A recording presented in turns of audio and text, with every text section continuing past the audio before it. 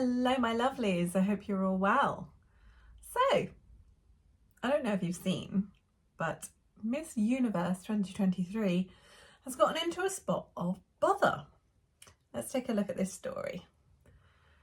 Miss Universe judge Emily Austin says outrage over transgender contestants led to the pageant's bankruptcy as she claims company had financial issues in Thailand. So if you're not aware, the owner of Miss Universe is a trans woman called Anne, something I can't pronounce. She bought the rights to the pageant in 2022 and decided to make it inclusive, because that always worked well, right? And now they've filed for bankruptcy. So let's take a look, shall we? A Miss Universe judge said outrage over transgender contestants is what led to the pageant's bankruptcy and said the company had financial issues. Journalist Emily Austin, who was also a 2022 Miss Universe judge, sat down on Fox Business Varney & Co talk show on Thursday and expressed her thoughts on the organisation's fallout. I think the outrage about a trans woman coming to Miss Universe and preaching "bring back the power to women" couldn't be more of an oxymoron, Austin said. But of course, because you're talking about a biological male, talking about bringing power back to women and at the same time including other biological males into the competition. Now, before people start coming at me in the comments saying you're just bitter because these trans women are more attractive than you, because I know that there's people out there who will say that sort of thing. I'm not somebody who's competing in pageants. I am almost 40 years old. I am a wife and a mother. I am not a beauty pageant contestant, but I am becoming more and more concerned about the infiltration into women's spaces and women's competitions, women's sports, that kind of thing. So that is why I am making this video. Let's continue. Thai media mogul and trans woman Anne, bought the rights to Miss Universe, Miss USA and Miss Teen USA for $20 million in 2022 from IMG Media.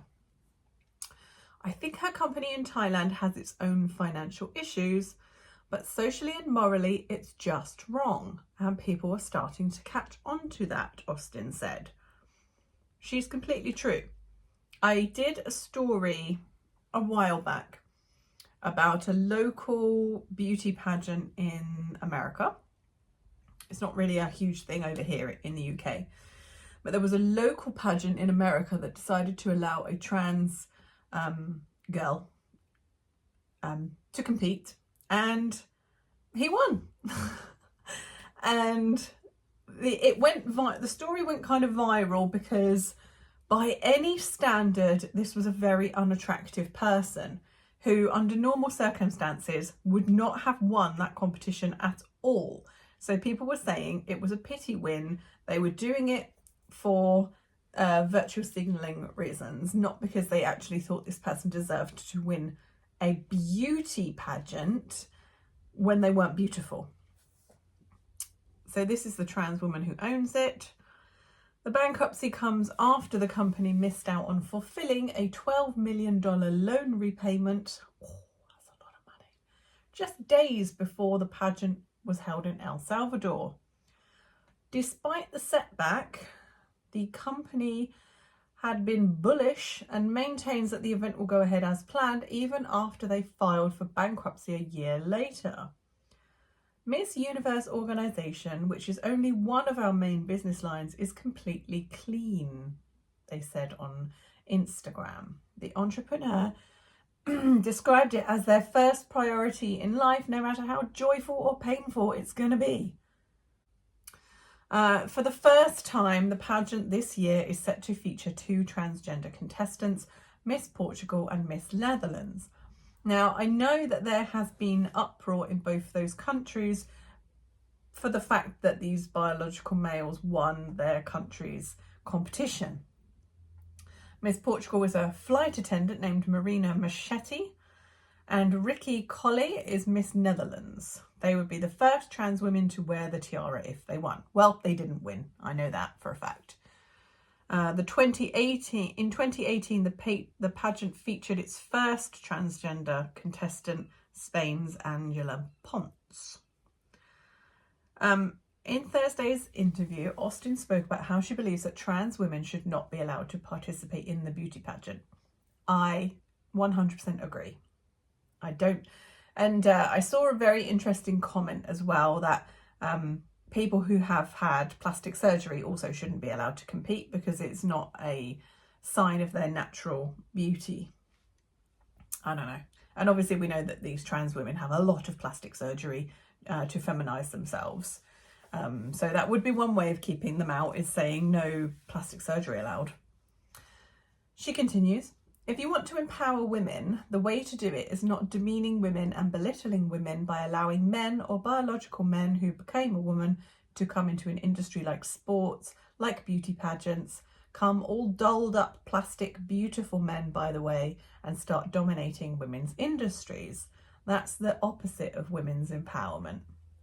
Of course it is, because then you end up in a situation like that local pageant where they let the trans person win because they don't want to be seen as not letting them win, if you know what I mean. They don't want the hullabaloo that may come from social media, because they're saying, oh, you let them in the pageant, but you had no intention of letting them win. So then it gets into an unfair situation. So here you can see pictures of Miss Portugal and Miss Netherlands, who are both trans women. And at first glance, you would probably think that they were women. The former judge added that during the Miss Universe event, many decisions are based on the contestants' interviews, and a transgender woman's life struggles might not be equivalent to a biological woman's setbacks. Austin said she thinks that men who decided to become a woman don't possess a feminine story. Well, no, because your story is completely different. You know, if you've gone through male puberty, you will never know what it's like to be a woman. You may know what it's like to be seen as being a woman and get treated as a woman, but it's not the same. You don't know what period cramps feel like. I'm sorry, you don't know what it's like to walk down a stage during that time of the month and really say this is femininity. You are a man who identifies as a woman, and that's fine, but don't start coming into women's industries. Have a line, have a boundary. That's the problem. Yeah, 100%. So growing up, the owner said they felt like they were trapped in a man's body and they were bullied and sexually assaulted by a teacher.